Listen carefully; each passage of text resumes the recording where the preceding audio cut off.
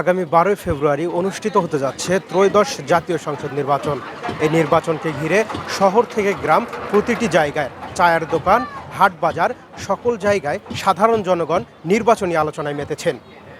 নির্বাচনী আলোচনায় তারা বলছেন তাদের কাছে প্রার্থীরা কি বলছেন, কি প্রতিশ্রুতি দিচ্ছেন এবং তাদের উন্নয়নের বিষয়ে কি কথা বলছেন।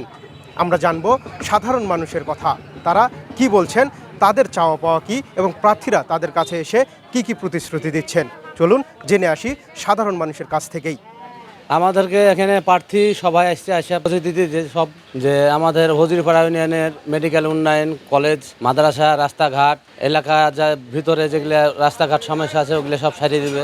আমার উন্নয়ন করার দরকার, যেমন রাস্তাঘাট ভাঙাচোরা মেরামত করা, গোরস্থানের সমস্যা গোরস্থানটা মেরামত করা, মসজিদ মাদ্রাসা, শিশুদের পার্কের দরকার।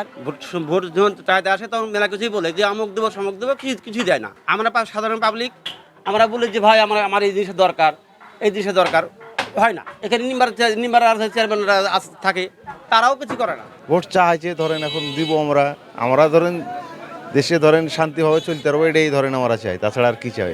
আপনাদের যে সরকারি আসুক সেই সরকার যেন ভালোভাবে দেয়, আমাদেরকে সুযোগ সুবিধাটা দেয়। সারের দাম কমাতে হবে, আমরা খাবার কাঁচামাল বেচতে গেলে কাঁচামালের দাম পাচ্ছি না, সময়তে অনেক দাম কমে যাচ্ছে।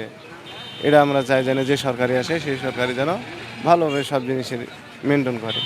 সিন্ডিকেট যেন ভাঙে, সিন্ডিকেটের জন্য আমাদের জিনিসের দাম পাচ্ছি না। সাধারণ জনগণের সঙ্গে কথা বলে যেটি জানতে পারলাম, তারা বলছেন যে নির্বাচনের পর তাদের যে শান্তি শৃঙ্খলা এবং শান্তিতে দেশ পরিচালনা, তাদের নিরাপত্তার বিষয় নিশ্চিত করা এবং তাদের যে 5টি মৌলিক অধিকার, এই মৌলিক অধিকার নিশ্চিতের তারা দাবি জানিয়েছেন। দারুসা থেকে Zakaria Al Faisal, Daily Citizen Voice, Rajshahi.